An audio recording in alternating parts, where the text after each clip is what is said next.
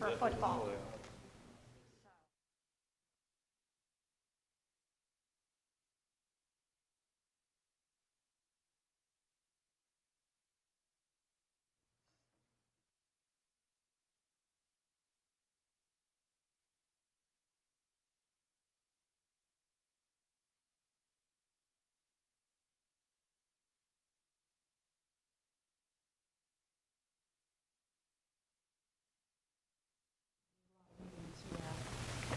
Anyway, we've got some time to do that. Open the meeting of the Finance, Capital, and Bond Committee and ask Jenny to call the roll. Pat Bradford, I am here. Pete Wildebohr, Josie Barnhart. Here. Kim Clark, Here. Jana Lennon, Here. Paul Slavic. Here. Hannah Moon, Philip Sutton. Here. Charlene Thompson, Jared Worthington, Stephanie Walker. Here. Rob Zappel, Eric Cradle, Here. Amanda Kusiak. He's on the way. Thank you. Lisa Wurzbacher, Here. Natalie English, John Hennett, Here. Christopher Riley, Vivian Jones. Is that it? That's it. Okay. We're going to keep moving. We've got an ambitious agenda, and I hope to get to a good portion of it today. So we're going to, Trask Middle School Kim Clark is going to lead us into the pledge. Yes. And then we have the invocation by Pastor Tom Hauser. I pledge allegiance To the flag of the United States of America and to the republic for which it stands, one nation, under God, indivisible, with liberty and justice for all.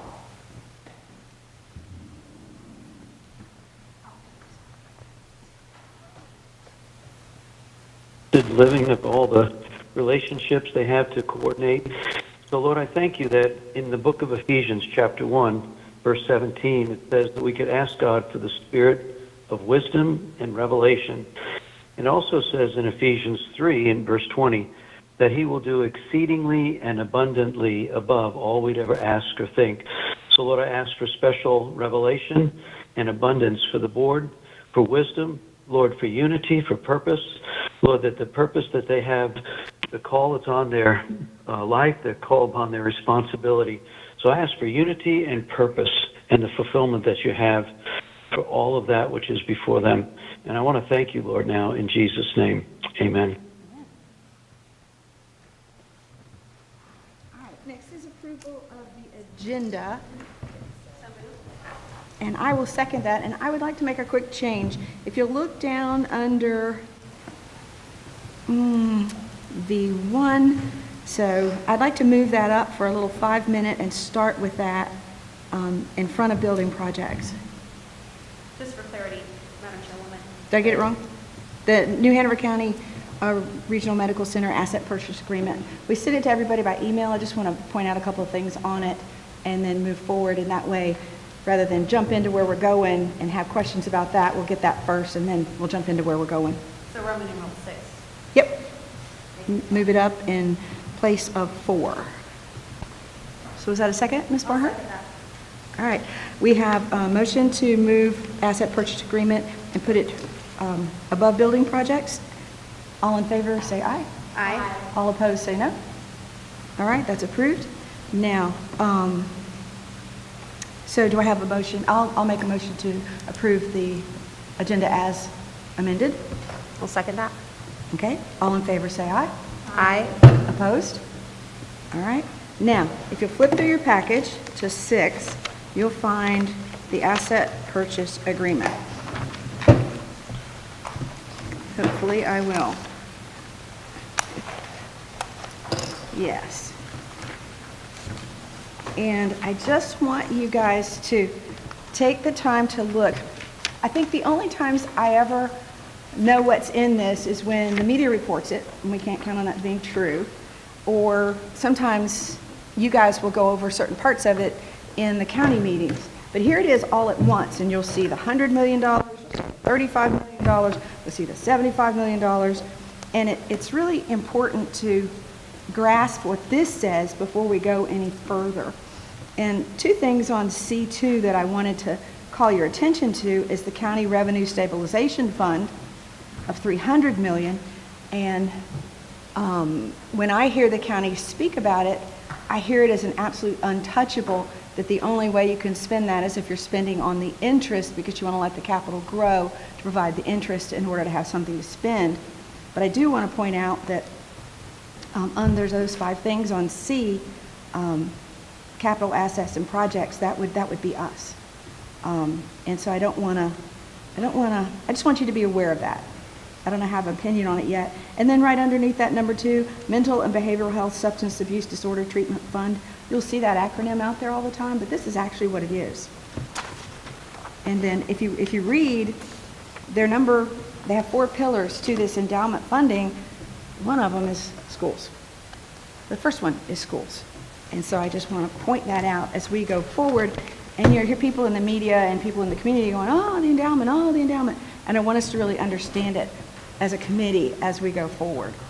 So with that said, we're going to jump right into the hard stuff. And I'm going to let Dr. Morgan and Dr. Hamilton handle this. Nope, sorry, that's something else. I'm going to let Dr. Morgan and Ashley handle this. But you've got in your packet, it's just all the different projects. There's 15 of them. And there is homework for here. There will be a quiz. I'm going to ask you to rank them. Everybody rank them. Ms. Mason, do you have one of these? Okay, good. I'm going to ask you to rank them in 1 through 15 of what your priority is, because it's an opinion. But we as a board have to have the voting members have to agree on how we rank these 15 before we go home today. So, Madam Chairwoman, my apologies. I just want to make sure, did we approve the May Oops. 8th minutes? we did not. And I'd like to bring our attention to that. Thank you. All right. Was that a motion? Yes, I make a motion. Okay, to and I will approve second the that. minutes. We sent you the minutes by email, so all in favor of approving those minutes, say aye. Aye. Aye. All opposed? All right, minutes pass. Now building projects. So I'll start if that's okay. The first thing I wanted to share, we have kind of a lead page before the attachments that was part of the agenda called Building Projects, and it actually has the timeline that we had discussed previously. So this is a timeline that we discussed in October of 2024. If New Hanover County Schools wanted to move forward with some type of bond referendum, this was a timeline that we were looking at that point in time. And so as you can see, that first key date is June 30th to be able to have projects identified and start those conversations. And so I don't know if Eric, is this a hard deadline or is there flexibility in this? It's not a hard deadline. Okay, I just wanted for the committee to know. So we are right where we need to be as far as having the conversation today about the projects and trying to identify the priorities of which one, or I guess a priority order from this committee, so then it can go to our board to determine what the top ones would be that we would try to fund. So the two supporting documents that we've included, one is basically just a timeline for projects, and the other is the list that Ms. Bradford is referring to. If I could draw your attention first to the building projects proposal timeline, one of the things that we were asked to do at the last meeting was to try and put these proposals on a timeline so it shows how we would sort of space things out, time things. So what we've done is exactly that. We've identified on this just 4 projects. If we were to take 4 projects and we included 2 additional district-wide items at the end, those are the easiest to talk about because security upgrades and technology upgrades, the idea being it would be 10 million spread over 10 years, so it would be $1 million per year for that 10 years. But going back to the beginning of the timeline, what we've tried to do is if we're looking at what will likely be a bond in the next couple of years, there's a really good chance we're not getting through 15 projects. So what we have tried to do is establish, if we were to look at some of the more costly items, what would those items be, approximately how much would they be, approximately how would we space them out, beginning in 2026 and then spreading them out over the next 8-10 years. So if you can look at that, those are construction projects. We break those down into the various phases. That's a rough estimate of what the timeline might look like. We feel like this was just a good starting point for the discussion based on where we left off at the last Finance Committee meeting. Obviously, next phases would be once we decide what projects we would want to plug in there. At that point, we would start identifying costs associated with them and with the various phases. Right, and I think what we really wanted to make sure we did as far as bringing to this meeting for the committee was just, like he said, a format. Like, this is what we're thinking of how we would try to figure out cash flow. And so this, the projects, like there might be more projects, less projects, but the focus is really more about the format of this. Does this format work for the committee? And the phases that we broke this down into, does that make sense? For every project to have, the design phases, then the construction, and then the bidding. And then the other piece of this is we also went back and looked at some projects that are complete, and we tried to identify in each of those phases about what percent of the cost of the total project was in each phase. So kind of what we came up with, which we can certainly tweak, this is just our first rough draft at coming up with a format, was for like schematic design would be 15% of the project cost, design development 25%, and then bidding, permitting 10%, construction 40%, post-construction 10%. And, the thought as we're just beginning this is, should we use those percentages and kind of front load the cost associated with each of those phases, and then use that to do the timeline and the cash flow going out across the timeline. And so I just wanted to have some conversation, since we have county folks here too, like if you see anything with this that doesn't seem reasonable or you would do it a different way, certainly would love to have that conversation. And then once we actually have projects, I could use that guidance to come up with that cash flow and then share with the county, before we move forward and try to finalize anything. And I would say those percentages are probably, some of the design percentages may be a little high, construction may be a little low. But again, I think, and I feel like Mr. Zappel in particular would be very proud of what we put forward here, just as something that it was a discussion point, and we went back and looked at that and thought it was a great way to kind of map things out. Yeah. So, Commissioner Zappel, what do you think? You're looking at the colorful one you got? I am thrilled beyond words. Seriously. All right, I'm out. You can go now. What I'm missing here is the listing of the percentages. On the paperwork, where is it? So I was saying the same. I on the next document, I will put those percentages Oh, they're down not here. for you. I apologize. I wrote those in on mine after we had already come up with this format, and so it wasn't on this document. But when we bring the next version back, I'll make sure I have those percentages written down.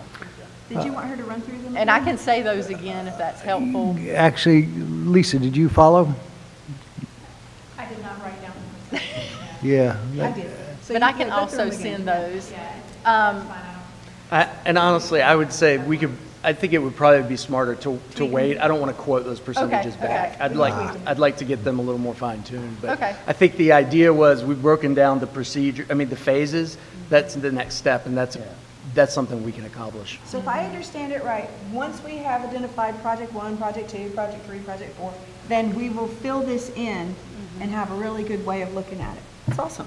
And we left it as sort of generic because we didn't want to influence which projects they were.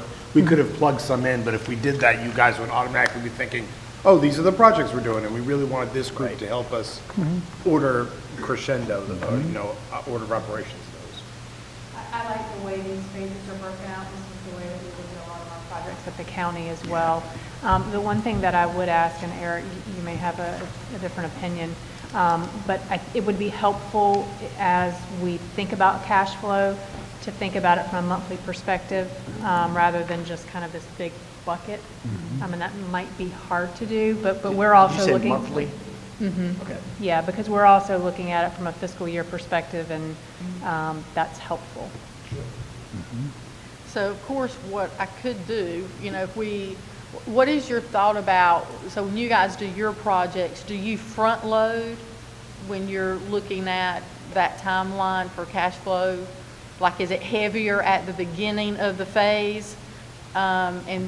Or do you just spread it evenly over that We'd need to get phase? some information from Sarah on that. Yeah, if you could just let us know, we Yeah. could be consistent with how you guys are Yeah. used to that working, and we can follow that same logic. And I think construction phases are going to weigh heavier. Yeah. And will it vary from project to project, Dr. Morgan? Okay, that's what I was thinking. Vivian Jones has joined us. We have a new committee meeting. And if you don't know Vivian, she's amazing. She's going to be an awesome addition to the team.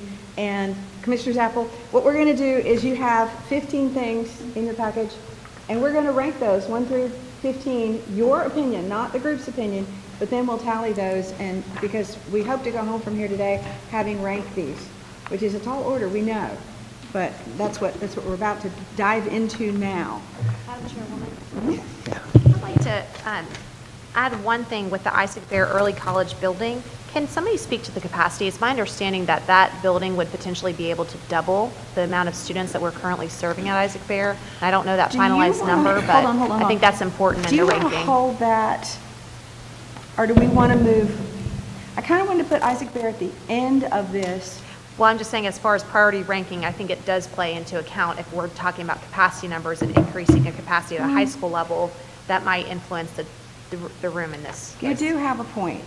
Now, one of my goals for today was to create an ad hoc committee to study Isaac Bear, because it's a different animal in the well, I'm not using that word, in the grouping that we have, and there's state money, it's on, the university's property, so I was thinking a committee of 3 or 4 people that could study that one and then come back with a recommendation from their part of what we do, because our goal here today is, can we have a bond?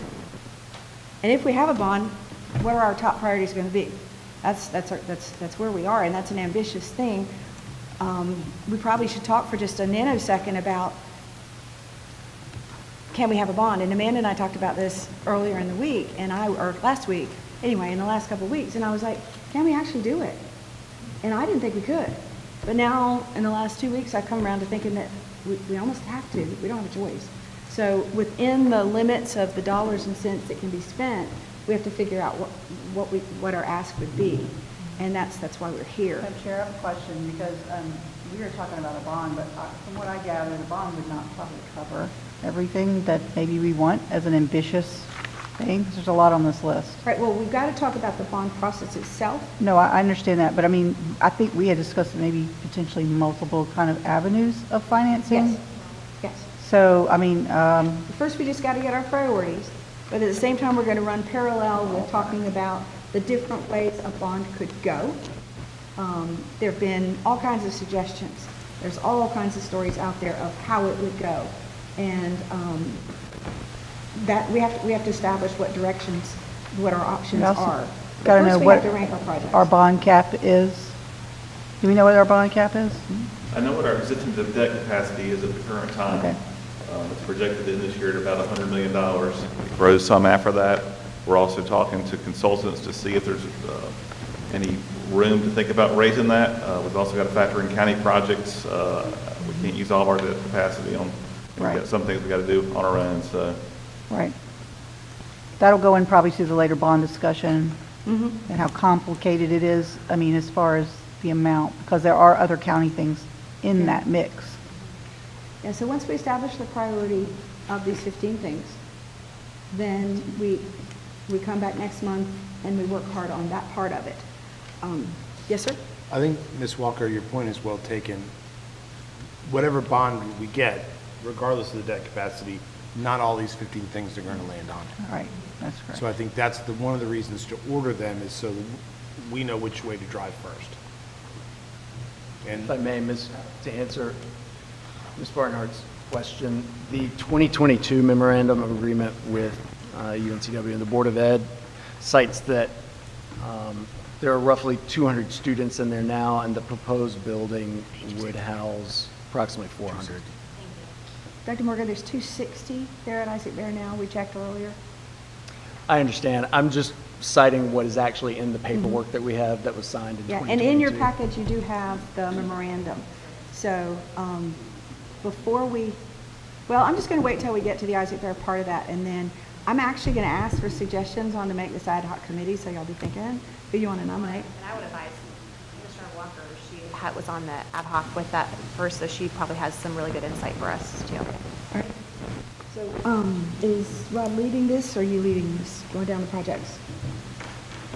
Rob was leading that because he had a couple of things comments he wanted to add in addition to what was written. So this is the same document that we looked at last month, but that's okay. This is the same document we looked at last month. We're just bringing it back. And then, Rob, I think you had a couple of things that you might want to add or talk through these different projects before they try to rank. I did, yeah, I just wanted to mention a couple of things that I would encourage everybody to keep in mind as options. The location of River Lights and Williams Elementary School, they're pretty close to one another. At some point, I think the conversation was the idea that one, and keep in mind, River Lights has been a discussion on the table for many, many years.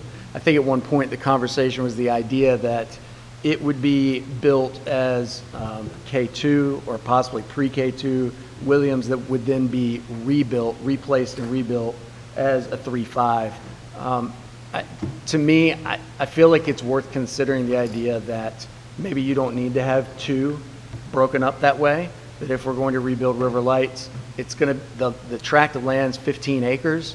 I think if we were to consider rebuilding building River Lights, it might be worth considering doing it as one school that will house 650 students.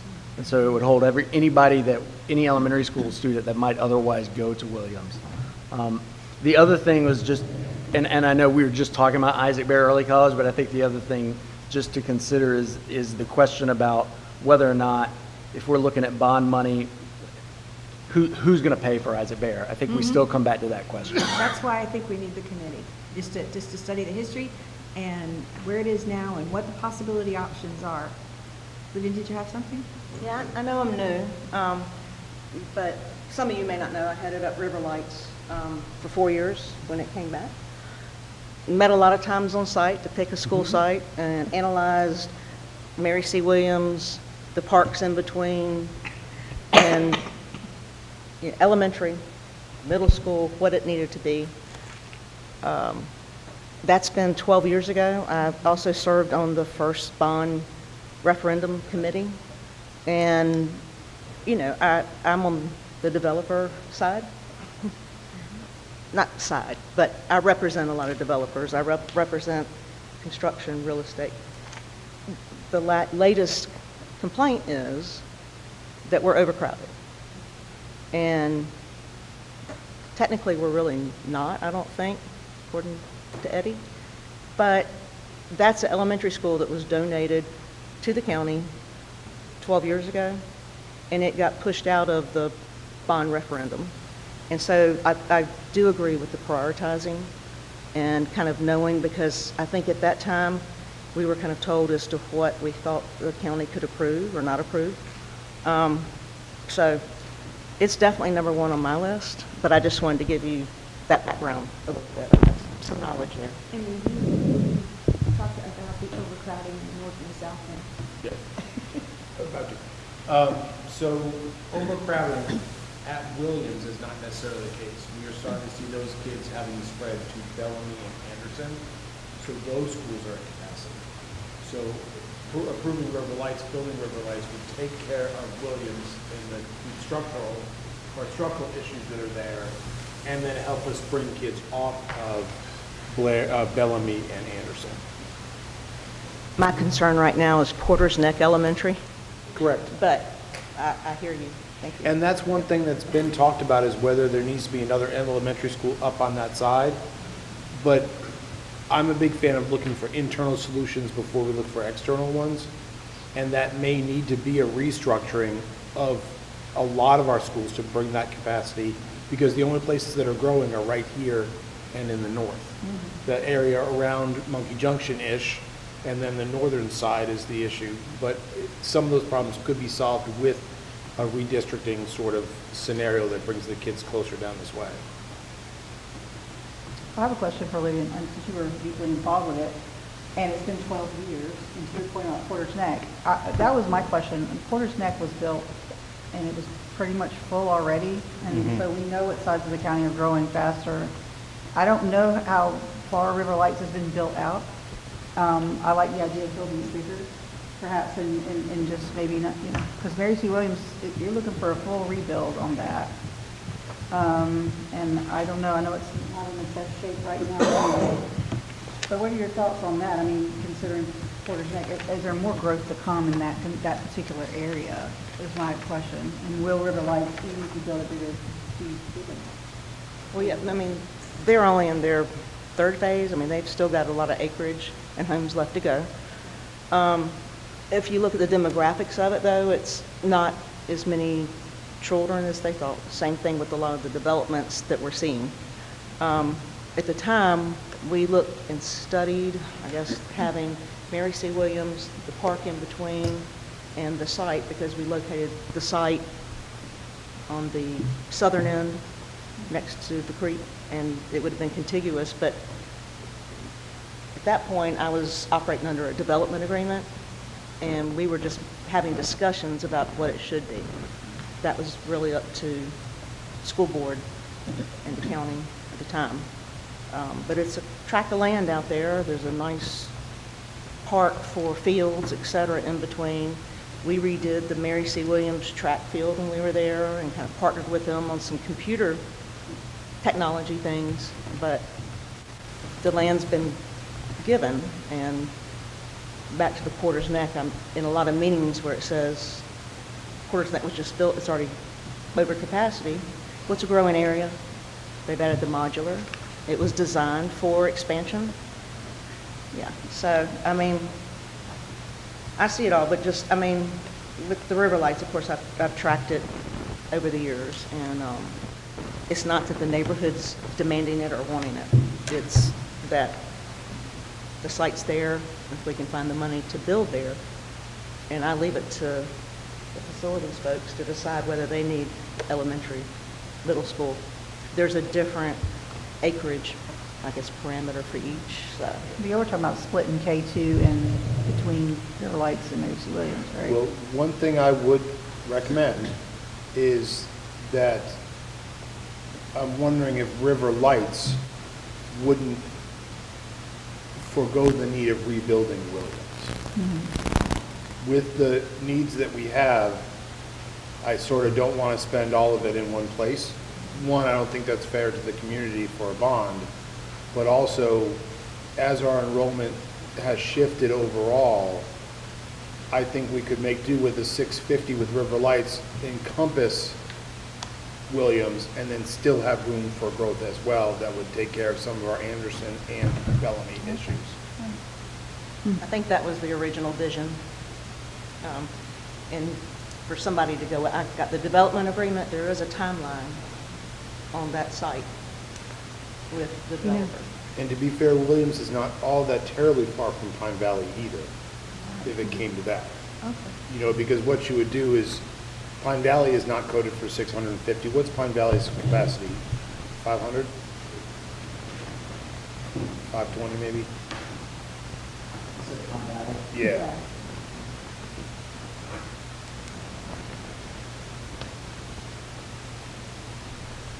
Sorry.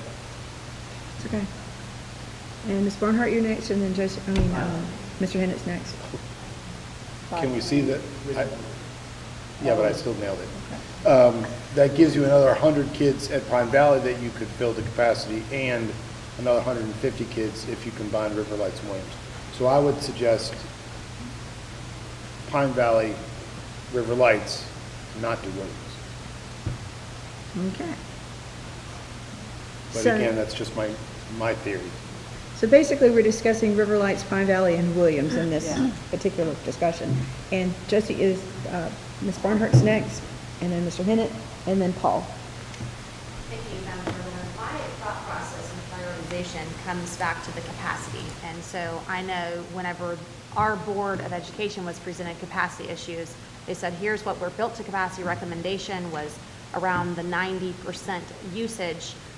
But to see how many were at capacity or not at capacity with mobile additions, but some of the mobile life units that we have are at max capacity. So seeing these projects and the number is helpful, but knowing the ones that are able to increase capacity by 150 students here and there, that's going to affect how we're able to potentially look at a change in enrollment of students. And I think that if we're able to tackle a lot of these opportunities, the capacity issues are different in elementary school and middle and high school too. So I know some of these price tags are higher for like Hanover High School, for example.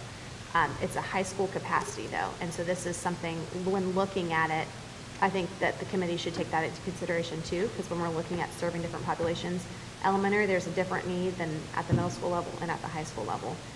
Because it is really cool to look at a new build for different populations, but looking at the need, just like they addressed in certain areas might be more important than others for different levels. And so I think that's important. Yeah. We know that Williams is an aging building, and it also helps with the capacity issues. We know that when we talk about Trask, building a new Trask and giving Trask to Laney, that solves more than one problem at a time. So you should think with the debt capacity we have, we should always look to be solving multiple problems with one solution. And I will point out at the end of that list, you have a pricing estimate here. So just pointing that out in terms of where we are. Okay, you are next, sir. Thank you, Madam Chair. Just echo what Olivia pointed out, also the residents of the demographic and River Lights will beginning to eventually shift. We're starting to see families come into it, whereas we had already the demographic was important. I just don't think that planners foresaw all the green space around the school site when they built the school, because it was clear that was all going to be residential development. It's spelled out on the watershed. And I also point out that the county using some of the code dollars are running water and sewer through Greenview Ranch and down Plantation Road, which is an area bounded by I-40, Market Street, North College Road, and Board Road. And that represents over 1,000 acres of undeveloped property. They're going to run water sewer through it. Well, And you might as well light a match to those woods because it's going to get developed. And I sat, on one of the early roundtables on the county's update to the development code, and I said the county needs to get aggressive if they're going to build a new school in the northern part of the county. There's an opportunity there because that's traffic that doesn't have to get on Market Street, Ford Road, North College Road, I-140 because it's internally connected to the other 8,800 households that are in that area, in that same bounded area. So the kids were migrating, the families with children were migrating to the northern part of the county. The demographic is an empty nester and River Lights at the outset, but as the housing pricing diversity gets built out, I think that's the right phrase I'm using. As the housing pricing diversity gets developed out in River Lights, you'll see more families coming to that area.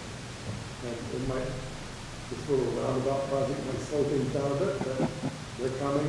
I just point that out. I don't know that our hair is on fire just yet. I mean, Dr. Barnes are in good shape. But we I certainly think there needs to be a balance between the north and the south. And you mentioned Trask and maybe still more words. I think that's if we're looking at a new build, we look at the real estate we own. So it takes the land acquisition cost out. yeah. Especially because we have that land next to C-Tech. And I was remiss in introducing Principal Tall, and I can't say her last name, so I won't try, from Mary C. Williams. And Miss Jenna Lennon Principal Lennon is about to retire, and so we're having a switch over here, but they're both here today with us because we are talking about Mary C. Williams. So, and Paul, you were next. Just considering some of the comments that were made already, and in relation to where these schools are located, these projects are located, and potentially finding solutions that can impact multiple potential projects, are we hard set on the number of 650 for a cap for all these schools, or are we open to going larger? I just thought I'd throw that out there. I mean, I would say the one for River Lights is going to be space dependent. That's based on what has been put forward up to this point and the schematic designs that have been done up until this point. Now, granted, those were also done with the K12 model. So those would have to go, I mean, we would have to look at redoing those, but at the same time, I don't know that the size of that building necessarily would change in terms of the footprint. It might grow a little bit, but I think that 15 acres is definitely established. And Olivia, and I would ask you, am I right in saying that it's exactly 15 acres plus or minus? Okay. So the capacity is high for how much acres you have? Yes. It depends on also Yeah, to an extent. if it's, correct me if I'm wrong, Yeah. I'm not school business, but if it's elementary, middle school, high school is the Correct. acreage, and they kept going back. So I'm like, why do you want to build another elementary school? It's walking distance to Mary C. Williams. But that's what they foresaw, I guess, when this agreement was made. Yeah, and that's a great would be the point. need. I'm talking about it like any school that will go on that 15 acres is going to be an elementary school. And maybe I shouldn't be doing that, but I think that's where our head has been all along, because I think the original agreement was for an elementary school to go on that spot. And now is a good time. Give us just a half a minute. My memory has that River Lights was approved, plans were drawn, that was approved. I remember sitting in this room, listening to all those meetings, and then COVID just pulled the plug on it? Is that an accurate? Well, River Lights land was purchased in 2006-07. Yeah. At the same time that a piece of land from the Camerons was purchased in Raleigh.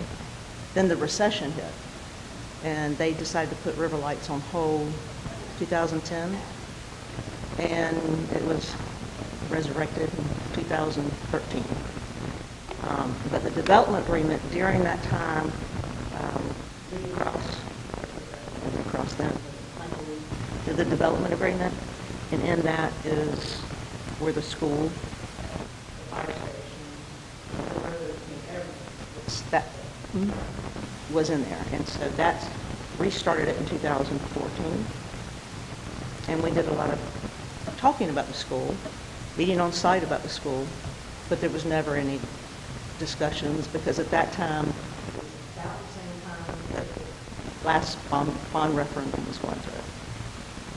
So this kind of got pushed to. But the plans are done for that. Am I correct, or am I making that up? You know, when I was there, no, but I know that that was a amount of money that was allotted to do design on, I think, a few projects. So I haven't seen the plans or know if they're done or not. Principal Lenny, you might remember.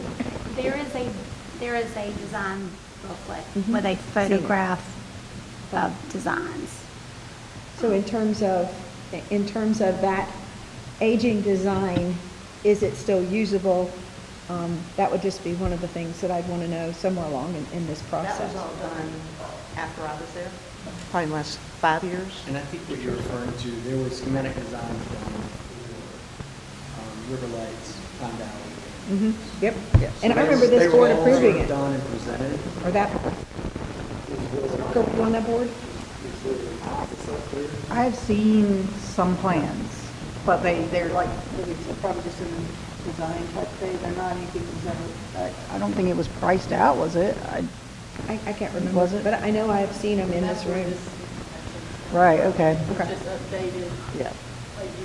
I was done in 2016, and it was not done before that. Right, okay. I think it was probably before COVID, like you're saying. Yeah, I I think know that a certain amount of money was 2021, released for the late design. 2021, There was a lot of discussion on it here, and the board approved something, and then it just all stalled out, or maybe it was 2020. And it And stalled Pine Valley, I've seen those plans as out. well. And Mary City, yeah, Yes. I've seen them. I think there just wasn't funding identified for the, I think we did I the agree. design thinking there was funding that. Yeah, I think the maybe would funding be for the schematic design is as far Okay. as we got. Yes. It just. that's Lisa, been- do you have Yeah. anything to The add? other thing that I would say is that there was that updated cost, I guess, based on the schematic design, and I believe there was a grant that was applied for to Yes. get funding for the project that was not approved. Yeah, so we did, there was a certain point in time, I think it was right after COVID, where we actually qualified for the state capital needs-based grant, and we did apply for that, but we did not receive that funding. And I think because that funding didn't come in, that's why those projects didn't move forward. Yes. Just a couple of quick questions. Is the secretary of utilities to decide? You know, I don't know. There's the 80 acres that's on the east side of River Road. It's the last 80 acres. There's a lot of residential there. There is utilities close to the site. I don't think anybody's done anything with the site until it's been identified. It's just been kind of marked off as, that's New Hanover County's school site. Do you know if the developer retained design review of the proposed school? The design was not done by the developer. No, did the developer retain rights to review and approve the design? I'd have to look at the development agreement. That could really restrict you to design the school. The developer has a design I approval. doubt it. I think it was based on acreage, because the reason we were looking at the park in between Mary C. Williams and River Lights is because if we went with a different, I'll say age, grade, and we did elementary and middle school, we would have needed the parks property to do fields. I believe it's just based on the acreage and donating that site. Okay. Before we leave this little grouping, last couple questions. Yes. Question is related to core capacity, and this is from months ago when we were given the Cropper study, and we were talking about where buildings are now, core capacity, and the expansion.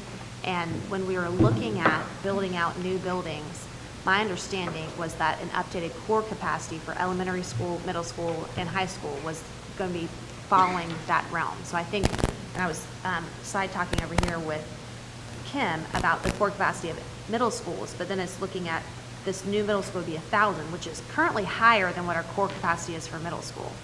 And same thing, the similar thought process was with these elementary schools to build that core capacity higher than what it is, like you were speaking to, Mr. Slovic. Like that is what we were discussing about when we were looking at these renovations or builds to increase the capacity. Because if we're increasing the capacity, 200 here, 150 there, 200 there, we have a total capacity increase of potentially 1,000 very easily.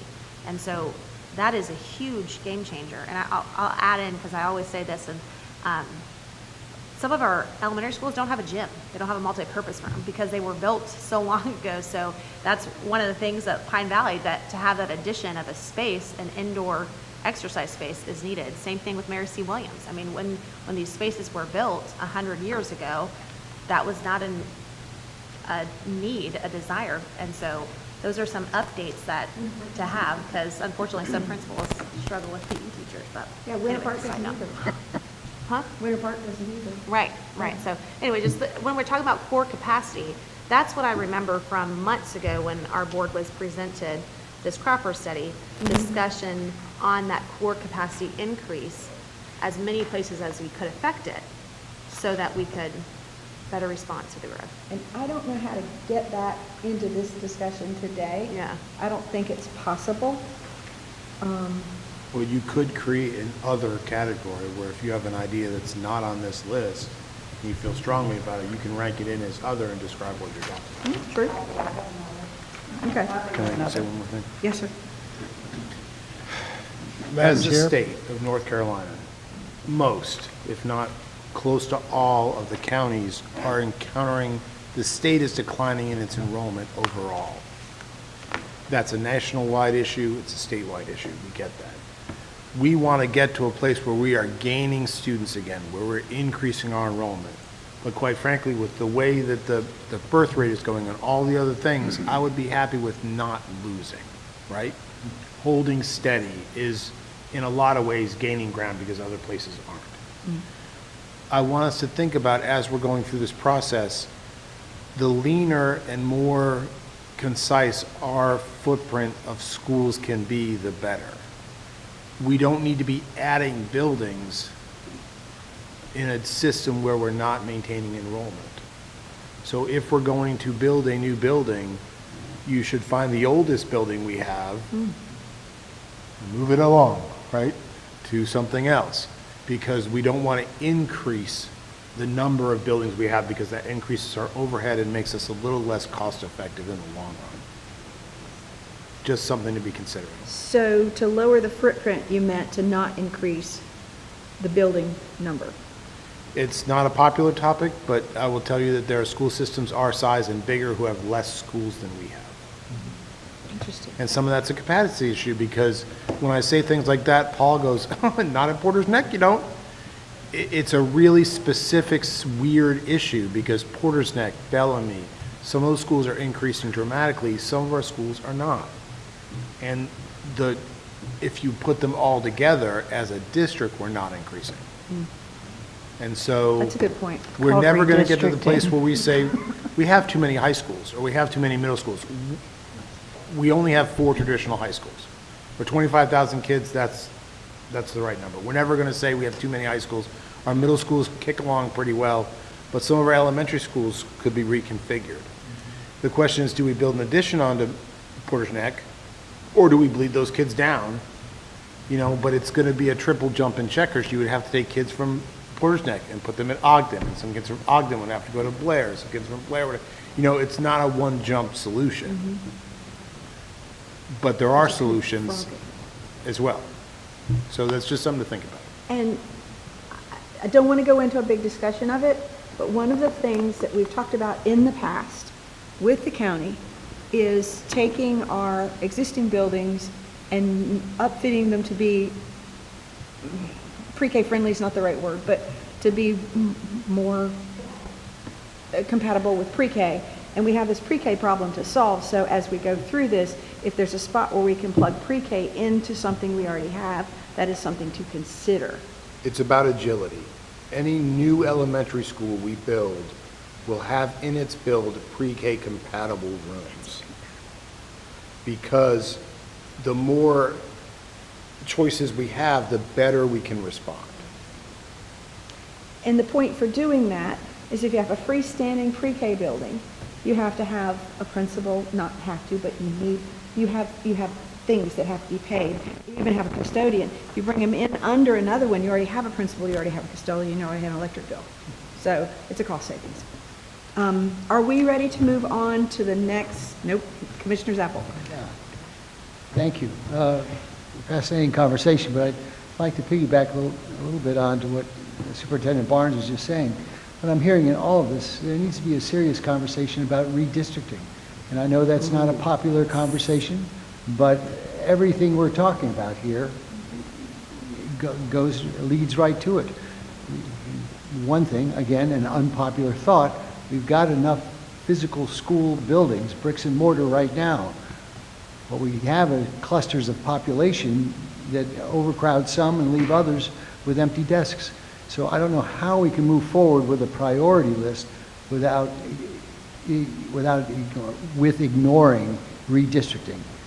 Well, I think that's, let me toss you back the ball real quick. Sure.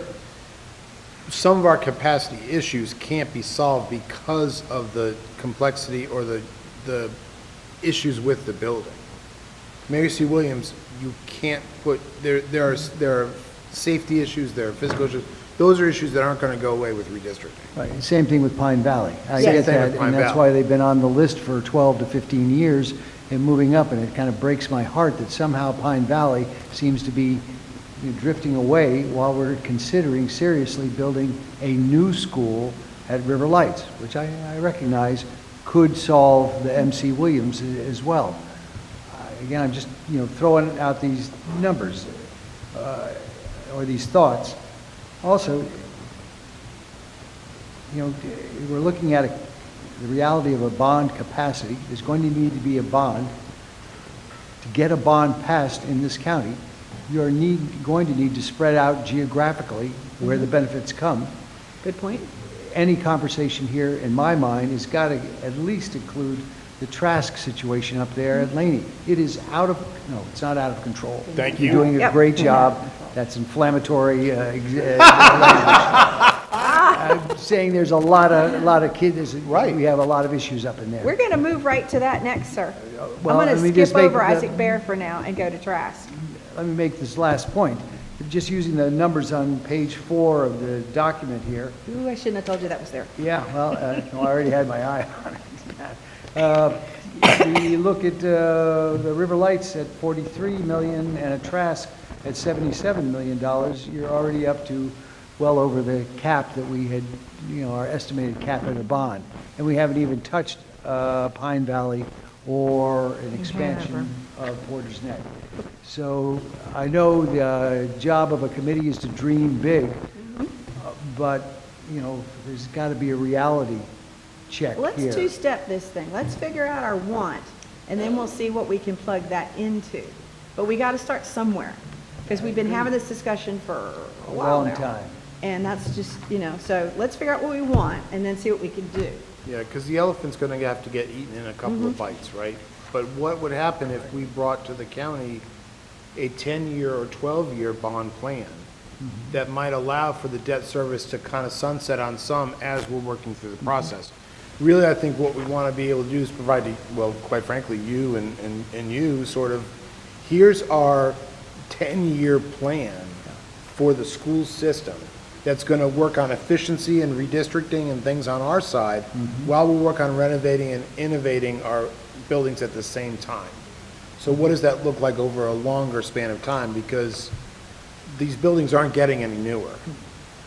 Dr. Barnes, to your point, but are we getting ready to rank? Because I wanted to add a point before we do that for the No, other we're going to go through category. some more stuff here. Right, I just want to make one point.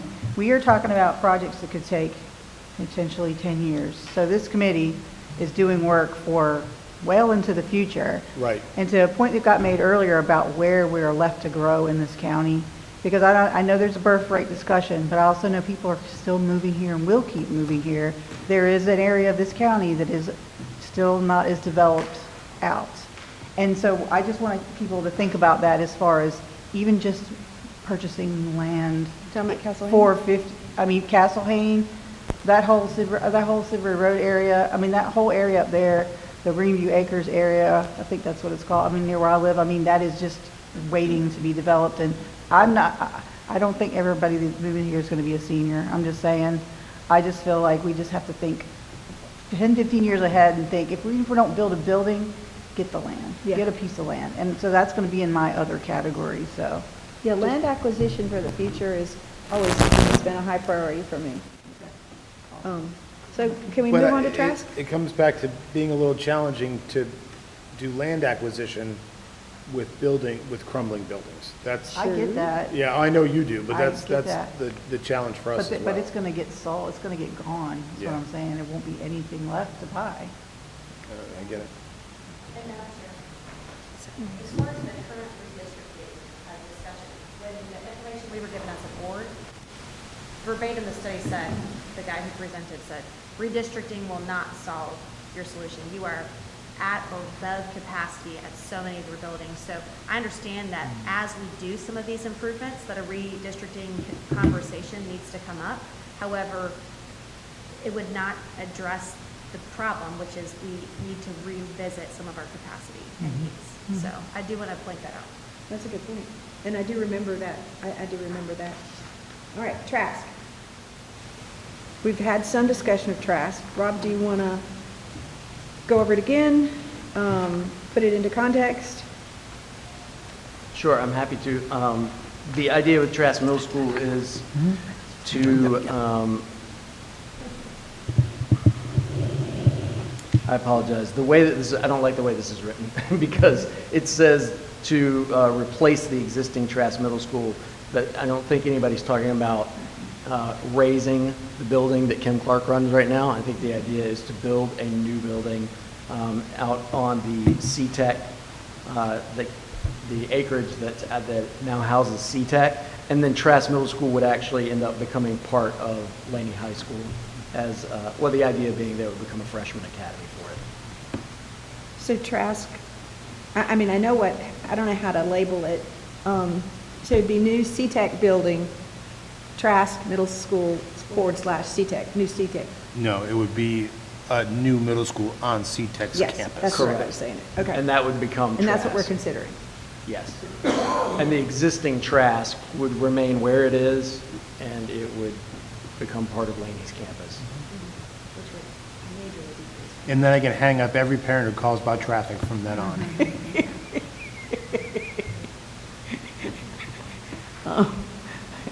Kim, would you like to comment on this one? I think, yes, I think anywhere where we put money to will help. Yeah. Okay. I don't have anything specific. Do y'all If have- that building is recently renovated, I would just add, it's a beautiful building, so you wouldn't need to, if you were looking, that building would not be one that would need to be replaced anytime soon or to get a lot of fixes, because it was just most recently renovated, so the building's in beautiful shape. Kim, how many students do you have? 620, I think capacity is 640. That's all one story. Correct. Well, there's like a few office spaces, but yes, access to student is all one story. 2 learning cottages as well. Capacity with the mobiles is 707. 707. Learning cottages, Rob. Learning cottage. Learning cottages. That's hilarious. Is that what that means? That's what that means. That means trailer. Called learning cottages? Yeah. Cottages, yes. So I'm curious, to build the building out on the CTEC property, what kind of timeline are you looking at there? What kind of timeline are we looking at? Yeah.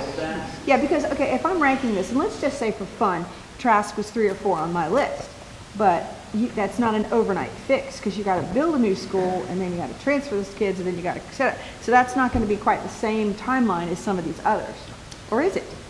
It might be close. I mean, anytime you're talking about building a new school, I think depending on what has to happen to prep the land before you can build it, you might be adding 6-8 months, but otherwise I think you're looking at 2.5, 3 years. Okay. Questions on Trask? We have experts in the room. We have a bubble of like where, or at least some data on, is there a group that's larger, maybe 6th grade across the county or 7th grade, where we would have some time to think about that, or? I would encourage us not to make decisions on what can be done the fastest, but what is most critical, okay, for one. For another, so in HR, I always sort of monitor how many kids are in each grade level because it qualifies how many teachers each grade level gets. And over the last few years, you've graduated approximately 2,000 seniors and brought in about 1,700 to 1,800 kindergartners. So that bubble is in high school now. The other challenge is you see a weird thing that happens where kids will exit our system during middle school and return for high school.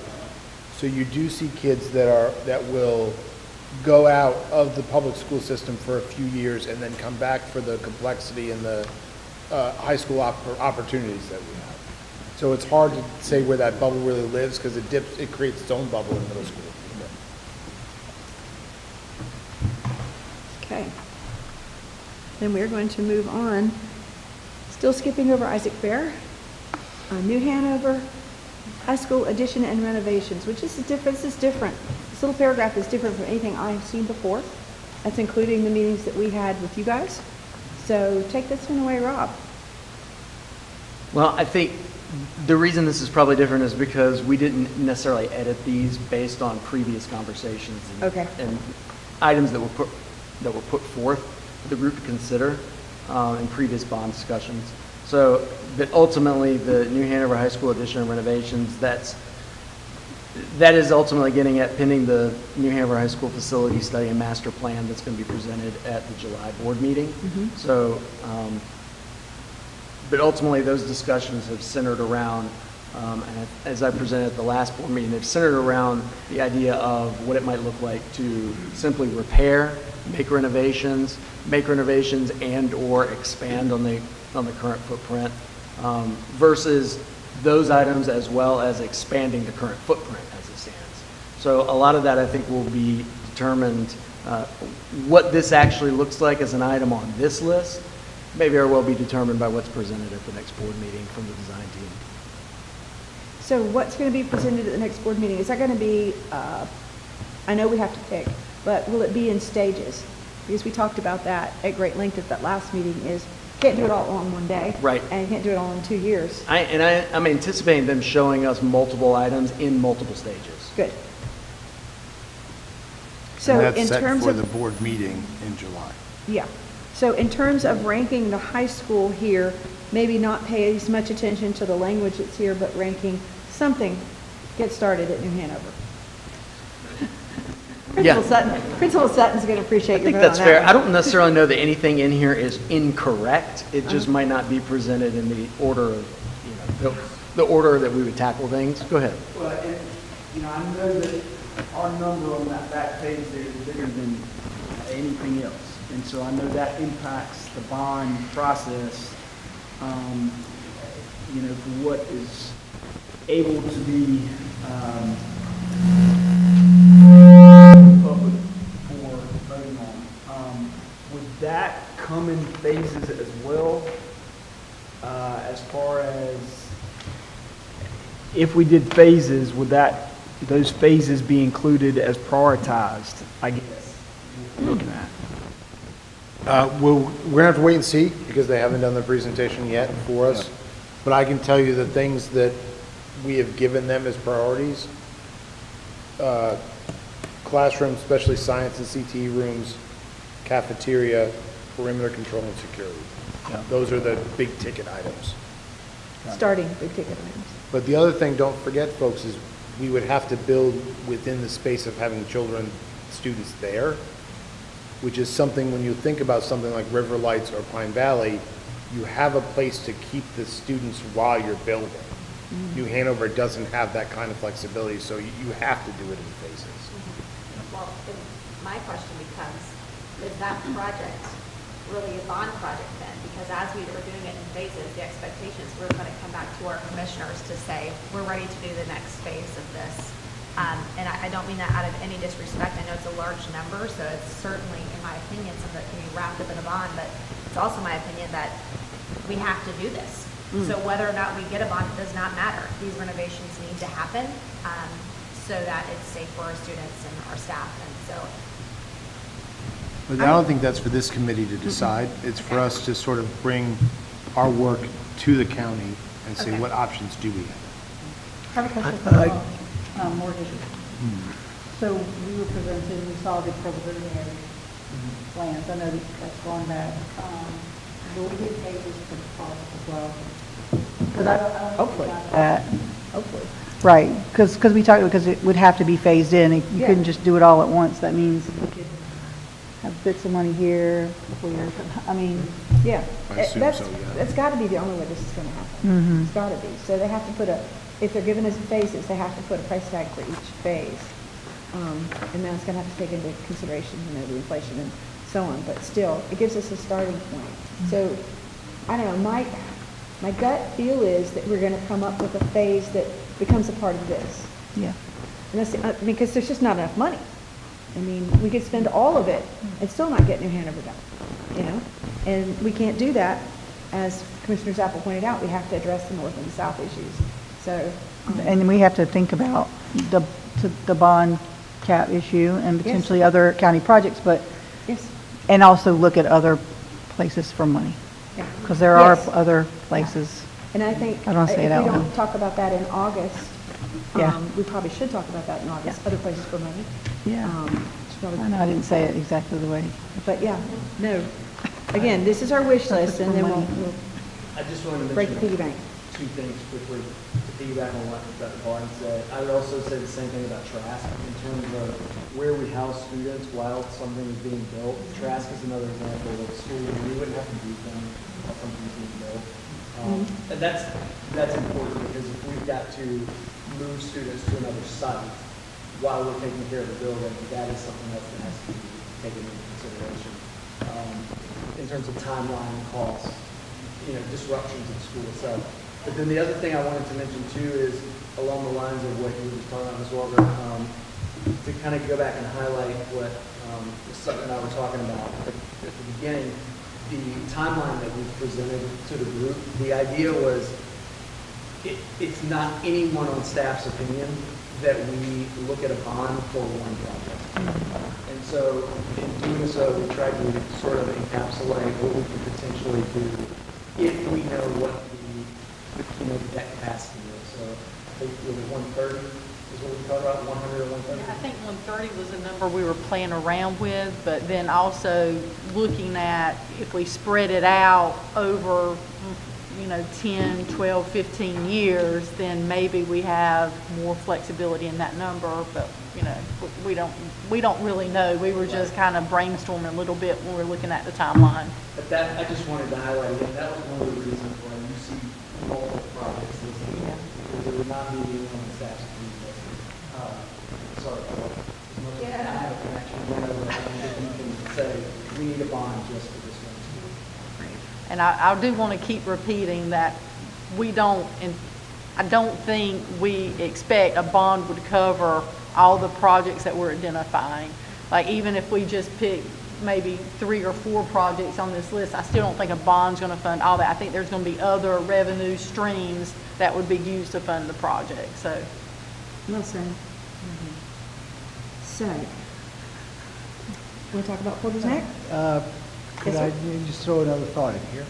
You keep talking about a bond, but of course a bond has to be paid back. And so I know we currently have what I call is a lockbox or a debt payment that we all pay in our property tax. Eric, can you remind me again of how much of our that we're collecting, or have you broken it down penny-wise, how much of that goes to pay off our debt that's set aside? I don't want to give wrong numbers, Mr. Zappel. Well, what I'm trying to do is, I guess, reverse engineer. If we had a $100 million bond, what would be the, how much would we have to raise property taxes to pay off a $100 million bond? That's the question. So a 20-year bond, which we'd be doing here, you pay off roughly 5% of that, 10% of that bond per year. So you pay 5% of principal and you're paying about 5% interest. So you kind of take 10% of whatever the number is. So it might be easy to think about an $80 million bond to start with. So that would be 10% would be $8 million. So it'd be 1 penny on the tax rate. $160 million bond would require you $16 million per year in P&I payments, and that would be 2 cents on the tax rate. So I just want to put that in the back of your mind. That's what we're talking about, is a property tax increase for everything that we're doing here. Even if it's spread over time, and as we increase it, that will only increase our property taxes. We just went through a very, difficult thing. So the appetite for the county commission to start raising in multiple pennies also needs to be taken into consideration. Well, but this won't happen unless the voters vote to do it, and they will know that they're raising taxes by a penny, 2 pennies, whatever pennies come out to be, in order to take care of the schools. You would think people would understand that, but that's not necessarily the case. I I would agree. hope they would. Well, because one cent but is it $8 takes it out of million. y'all's hands to a certain extent versus what you just came through in the last couple of weeks. Whatever. Madam Chair, I just want to say the last time we had a major bond, it was in 2008, I think was the $164 million school bond that helped really rebuild our community college, northern campus, and for downtown. When that was passed, there was no plan put in place to pay it back. The thought being that organic growth, that wonderful thing of magic would take care of it. Only reason I say this with some specificity, when I came on as a county commissioner in 2014, my hair went on fire when I realized that there was no plan to pay back that money. And that's why we now have an identified debt box that comes along with our property tax, so that when we put a bond out there, it also resulted, not just for mine, but many other politicians and good-thinking people, when we do pass a bond, the language that goes with it, at least here in New Hanover County, it says, this will raise your property tax by this amount that you're borrowing. So all that could be erased with a simple policy decision as far as informing what people do. So when you say, well, of course we're going to pay it back, I'm just saying through lived experience, in our generations, that's not always the case. But as long as I have a say in it, it will, and I think everybody around this table would agree to that. I just want to, it seems to be abstract when we keep talking about, a bond for this kind of, 130, 160, whatever. It has a direct impact on your property taxes. Thank you. Sure. We have 9 more to go, so that we do need to move on. Porter's Neck is next. Is your question related to Porter's Neck? Okay, yeah. Let's look at the next 9. I mean, I think Porter's Neck really needs to be looked at, and then we can look at the others as a group if you want, and the others. But what's the input from y'all on Porter's Neck? I mean, we've touched on it already. We know the need in the northern part of the county is enormous, and it's only going to continue to get worse. So do we have questions or comments that we need to make about that? Or do y'all just want to just put it into your ranking?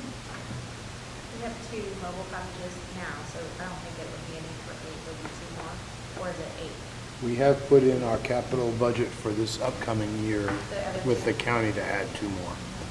So would this be an additional 4 classrooms in addition to those 4 that would be on site? The 2 that are currently now, the 2 that are budgeted for this year, is this bond ask an additional 4 more? Yes. Yes. Yeah, that's my All right, assumption. thank 4 you. more. So additional 4 more. Well, that cuts that cost in half, right? No, it would change from having 4 on site to 8 on site. From trailer to brick and mortar. Ah, okay.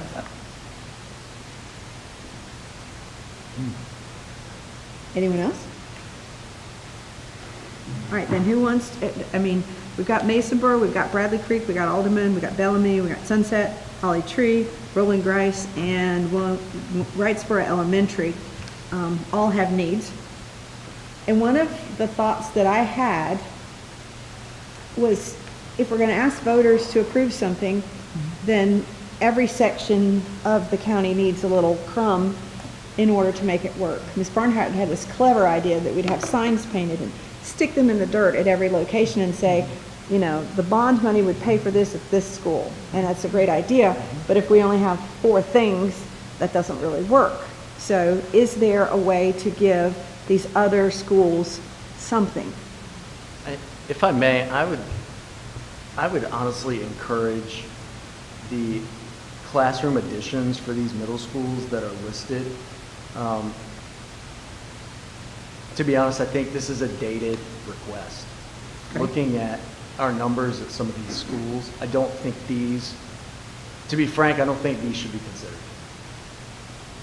Which would that be besides Roland? I'm sorry, the elementary schools. Okay. Did I say middle? I apologize. You did. I apologize. But I'm looking at 10 classroom addition to Masonboro, 14 to Bradley Creek, Alderman, Bellamy. Some clarity with that, Madam Chair. Is it a replacement of the current cottages that are on site to be part of the building? Because that is we're talking security in that measure versus having multiple buildings on site with a mobile unit. So if my understanding of bringing those projects is a replacement of those, or is it just an addition to this? I believe the request is, the idea is to address the growing population needs for these schools. And I think this was originally put forward when we were talking about potential projects we would consider, and the conversation started, I'll say the conversation started before I got into this position, but I know at one time, I think these may have been the focus, but looking at some of the other things we have on the list right now, I would encourage people to consider other items ahead of adding to these elementary schools, based on the enrollment numbers that we have. Which over a 3-year review have not increased in size. So that's Masonboro, Bradley, Alderman, Bellamy, Holly Tree. I'm curious about Sunset Elementary, with the security vestibule. Would that not be a priority? The security vestibules are already contained in our capital requests every year, isn't it? So that is an item that in the previous years we have had in our capital request.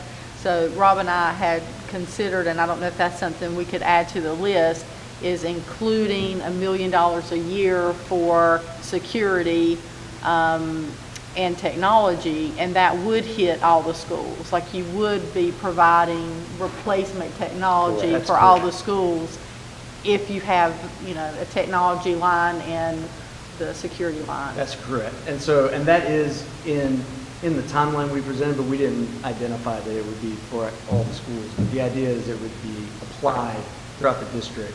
We to the would areas come up that with need a it. sustainability plan, and then we would replace technology and maybe cameras. I don't know what the things are at the, we would use that money to fund this, a sustainability plan for technology and security, would be the thought. So that would be a part of the bond ask. That Yes. would be, yes. Okay. I get it. Can It I takes ask a when minute, this but I get list it. was done? Because to your point. Eddie did this list probably a year ago, This was a year or old. two, maybe even. And I think He it was did update the based on what Ms. numbers. Barnhart was talking about, the Cropper study. And that was done in 2022. And so I Right. think it's been updated along the way, but I just, in looking at, as I'm pulling up capacity numbers right now, I don't think we're kind of flat in these particular schools they're looking for. We identified adding rooms. Some of them may have, and to your point, Ms. Barnhart, I know we may have mobile units at some of them, and that could be more of a safety concern. I'm just But we're not curious, bursting some at the point- seams. Right. At some point, I didn't know if that was the discussion, to take out those mobile units to add the core space, because there are schools that are utilizing mobile units, and those, lifespan changes, right? But like, when you're using them, and it's a need for the capacity use, and that's how your capacity is labeled, is with those units on there, like currently Porter's Neck, you have to use the space, right? Right. So some of those are being used for the classroom purposes consistently. Others are not, and I understand that. But I think that, for me, that affects my ratings of what the priorities are, because if they're not being used, then you're speaking to what you're saying, why would I want an addition? But my understanding, like at Bellamy, are those not being used consistently? Because that's my understanding that they are. So that, to me, that would affect how I rank these. So you're saying you would rather have the additions and remove the mobiles if they're being used Oh, consistently? yeah, as far as a safety perspective, I think absolutely. I understand. That is something, but that is, we're talking dreams, right? To understand, if we are consistently using mobiles, then that means the full building footprint is not where we need it to be. Well, I'm confused about the Cropper study then, because if this is based on the Cropper study, was the Cropper study not right? Is it not correct? It's old now. It's It's 2 old. years, I think it's 2 years old, 3 years old at this point. And so I And don't I know. think that highlights some of what Dr. Barnes has talked Right. about in terms of wanting to bring students back to the county and the numbers that we've seen dropping off. And I think that is part of why that Cropper study is not.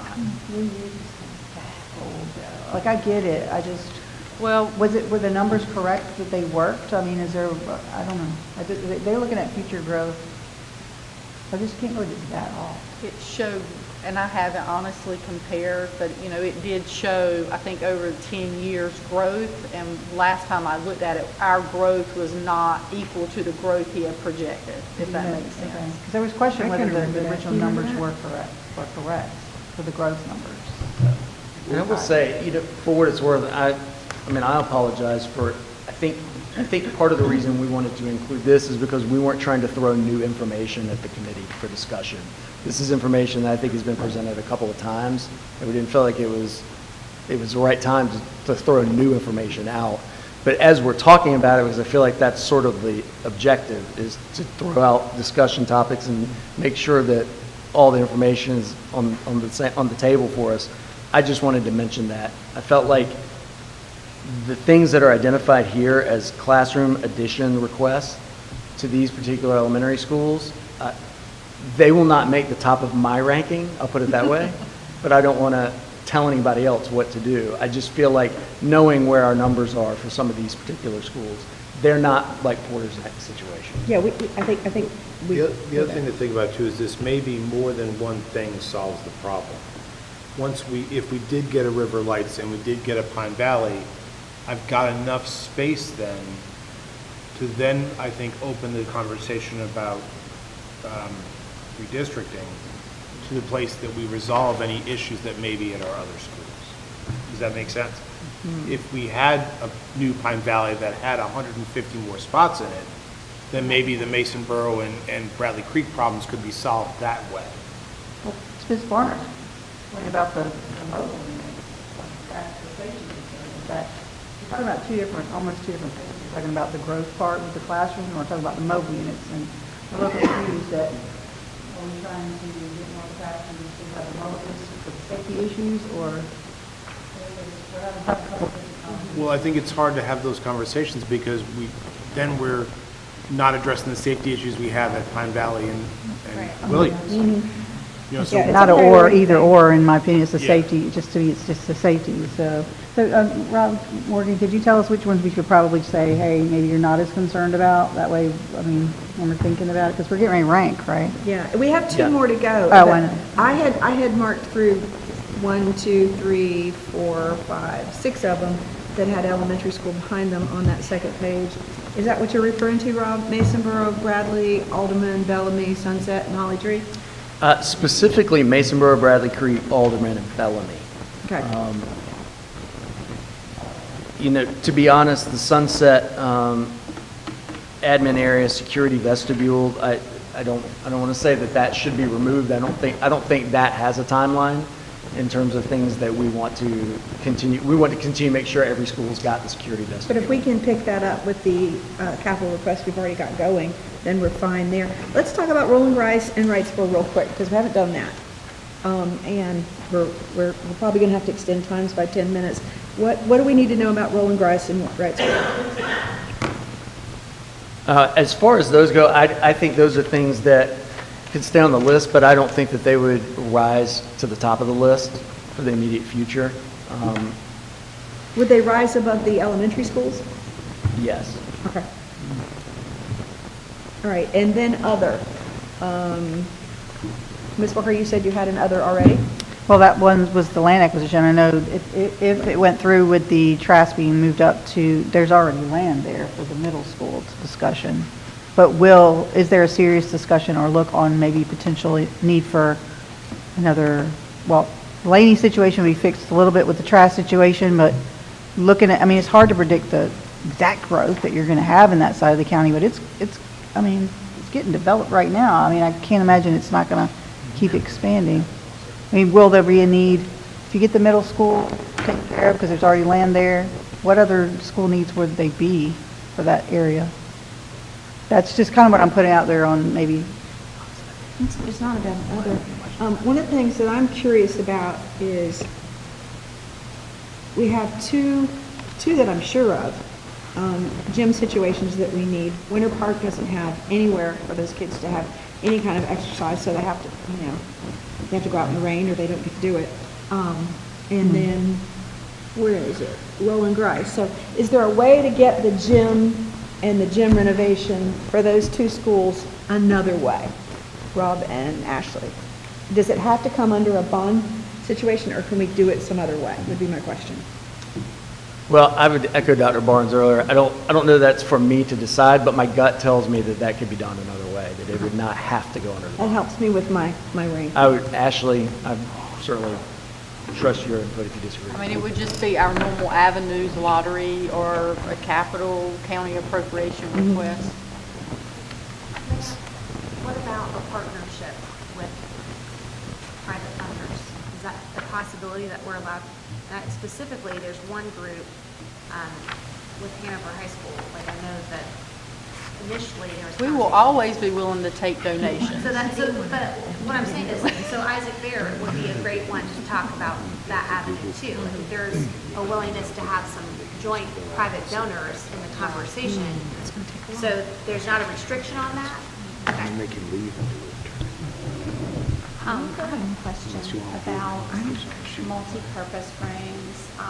Schools that don't have those, it is a big deal in the day-to-day activities of schools. And so I'm over here marking and crossing out and remarking out, trying to decide between a safety vestibule and a multi-purpose room. And so I just know that although we may or may not be able to answer questions about learning cottages or not, a multi-purpose room is a big deal to the schools that don't have those. So I'm kind of keep going back and forth between some of the updates at some of the elementary schools versus the classroom expansion conversation, because I was following along and understanding everything, but I will just speak to, my time at Bellamy, not having a multi-purpose room. It just means that every event related to families, dismissal, everything is happening in a cafeteria. So just something to think about. And my hope would be, I guess, if we had an estimate of what that would cost, that, again, that's my crumb idea. But if we can do it another way with a capital ask, because again, I think that's a big need in all of the schools. They have these other spaces that they need to do, things that they currently Or don't. indoor gym. Yeah. Currently, there are some schools that don't have a space to do indoor gym. Yeah, I know. And I want to see it done, but if we can done it with our capital request, which means we have to move it up from that exhaustive list we have and move those up to the top of that too. So Dr. Barnes is passing you out this little summary sheet with the dollars and cents on it. Don't look at the dollars and cents, but just do your ranking on that, and that's what we'll collect. And then he'll make a Google sheet, and you can see how the priority turned out. Are we putting the three River Lights by elements together or not? Are they separate? I know we talked a lot about them being, If you guys are comfortable with my recommendation, or at least my thought moving forward, I would use the River Lights one and not use the Williams one, because that would be, unless you felt like if you put both numbers down in both those spots, it's going to say to me that you want both of them still. Does that make sense? So if you agree that River Lights and then not rebuild Williams, just use the River Lights number and don't put anything in the Williams spot. Chris, do you want us to strike through Williams? You can. If you want to strike Williams, strike Williams. Yeah, okay. And do you want all the rest of these to have a number next to them, or? I would just- say go as far down as you think you can, but knowing, understanding that you're not, you're already looking at a decades-long plan. Yeah. sir, do we put our names on those sheets? I would rather you not. Okay. We know your handwriting. I'm kidding. I don't know what my number one is. So if I can make a comment, you were talking earlier about having various projects and trying to fit them in a certain time frame Right. in terms of issuance of bonds. I felt like I was passing notes in school to Eric while everybody was talking, but We saw it. I did want to make sure that you were aware that the county has 7 years to issue the bonds. Once the referendum is approved, there can be a 3-year extension, but typically it's 7 years. So I just wanted to throw that out there. So once the voters approve a bond referendum, we don't have forever to actually Right. issue or sell those bonds. Okay. We have 7 years to do that. We do have 7 years, and that allows, as the superintendent said, to pay down some from prior years and Gotcha. debt. So when you talk about what the maximum debt capacity is, 100 million, I mean, that amount is constantly coming down and being added to. And so there's probably more flexibility than maybe when I say 100 million than because we pay down roughly $40 million a year in principal plus a 7-year chunk of time to start the projects to get the funds for them. Yeah, and so you have longer than, once you issue the bonds, then you have the time to spend the bonds as well, but actually selling the bonds, you have 7 years. Okay, let's talk real quick. Let's skip over Isaac Bear. We can't skip over Isaac Bear. I think in a nutshell, Sandy, Patty's, the moat cottages in Isaac Bear have exceeded their lifespan. And we don't own the land. There's a study been done, and we have to figure out what we can do there. But I've always felt like that was separate from this.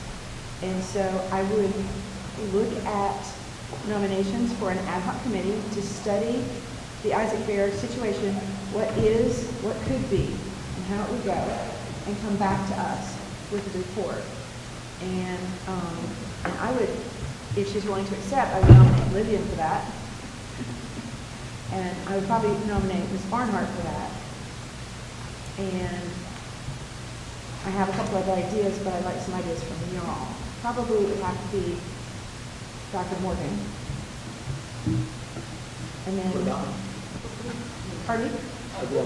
Yeah, I think it would have to be. Yeah, I think it would have to be. And would we not want someone from education there, like Dr. Hamilton, to represent that aspect of it? I don't know. She says, uh-oh, my name's been used in a sentence. So anyway, those are my thoughts, but I would like to, I'd like to recommend Principal Alliance as well. It's my understanding that there's a sunset clause on the design that's been built for the build, or that's been designed for the building, and correct me if I'm wrong, but 2027. Hey, that's a good idea. That's when the designs. You want to put that in the form of a motion?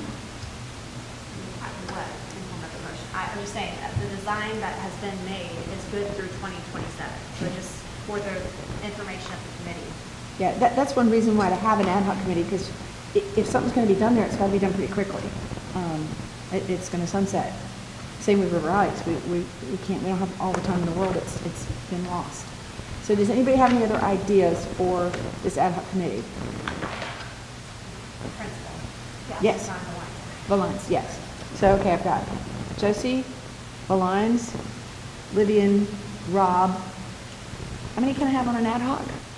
NHCS included on that, or they? Yeah. Do we know who that'd be? I would go with Thinking Mineral first. Morgan. We still have a year? All right, so here we go. Livian, Josie, Rob, Robin, and somebody from UNCW. Okay, I make that, I move that we go with that. Well, I would make an amendment then, because I think that Commissioner Walker was part of the ad hoc committee from a few years ago. Oh, I forgot so I think Walker. that she Yeah. should be added as well. How can you forget? Can we do 6? Okay. I always thought ad hoc needed to be small, but yeah, okay, we'll do 6. I mean, if that's the will of the committee. Yeah, and I'll second that with that. Okay. Yes. So we're talking about an ad hoc committee to look at and report back to us, and can y'all get together pretty quick, and can we get like something for the next meeting of Dr. Morgan, Dr. Hamilton, Livian Jones, Vice Chair Josie Barnhart, and Commissioner Stephanie Walker, and somebody that the superintendent suggests that would be from UNCW that's willing to do it. We'll leave that one up in the air. I feel like the liaison might be a good person for that. Francis Carter. We'll find someone Okay. from UNCW who can represent that group. So all in favor of that? Say aye. Aye. Anyone opposed? Okay, that passes. Are we ranking Isaac Bear on here too? Because I feel like that's a separate conversation. You know what I Well, mean? then if you do, just rank it last. Okay. There's 16 of them. But I It's think you're right, important, the though. complexity of the funding for that is Right. going to be different. Right. Mm-hmm. It's important, though. I'm not saying it's not. No, it's a huge importance. It's just, I don't think it can be a part of this. So if you want to pass those this way, if you're finished, Dr. Martin's going to do a Google Doc and then send it to everybody. And then what do we do next? Is that our recommendation to the board? Yes, that would be the committee's recommendation to the board for discussion. So we have to wait until the tally is counted. And I'm not Thing done, is- so I'm going to wait till after the meeting to finish Like, mine. I've categorized these. I got my top Your 5. stuff's coming out. And then the rest of the items on the agenda, we need to vote to carry that to the next. We will in just a minute. Okay, before I lose control, Dr. Barnes and Commissioner Zappel, before I lose control of this meeting, we had several other things on here. And you've got it in your packet. And so if you have any interest in understanding the 3 endowment grants requests or grants that we have out there, the health science grant is the oldest, and the information on how much it is and how it's functioning, that's in your board packet. The same thing with early literacy grant. It's underway. How much has we spent? The percentage of what we spent, Commissioner Zappel, is there. We can touch on those things at our next meeting, but you have that information now. And I say that to you because we have a grant request out there now for 42 positions, and we're desperate to get that from the endowment. So those of you who have connections to the endowment, we're asking you, we've asked the county commissioners to endorse, and we don't have that yet. But we really need those 42 positions, and if you can speak a word into an endowment board member, we'd appreciate it. I would say, I speak for all, I will say, I've always been in support of this letter. So if you guys know any other county commissioners, speak for himself, but like, that you can, we need at least 3 people that want to endorse a letter. And that's why I gave you because in talking with one of you, they said, well, what's that health science grant, and the other question was, okay, on the ELF program, which is the early learning facilitators, you've spent 23% of the money, and, where's your data? But as you know, there's even one position in ELF that's not filled, because I think it was filled and then that person left, and so we have one ELF position not filled. That's why it's a 3-year grant, because we're going to have the data after 3 years. It takes time to get data. Yeah, it takes You can't time. just do it in 1 year. And so there's one proposal I've heard out in the community that, the endowment might just fund you for a year. Well, there's not going to be enough data, because the goal of these endowment asks is to take the data that we get from a 3-year study, take it to Raleigh, and not only get New Hanover, but maybe get Pender, maybe get Brunswick, and we are going to absolutely volunteer us to be a pilot at the state level, exactly like we do here. Here's the data for it, and we think the state representatives can take that information and get us a pilot at the state level, and then maybe take it statewide. And that'll make a huge difference in the state of North Carolina. But we've learned from going to Raleigh often is if we bring something that's tri-county or regional or statewide, we have a much better chance of getting something done. And so that's going to be our focus. But we're in a desperate need for these 42 positions, and we need y'all's help. With that said, let's look at the last meeting date before we leave here, because there's enough of us that this elephant is too large to not do some of it in person. Right now, the last thing we were looking at before we started the meeting was August 7th, skipping over the month of July. So all of you vacationing people get to go on vacation.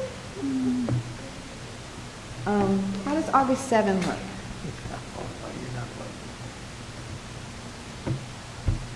Anybody know they're out of town on off to August 7th, or there's another meeting yet?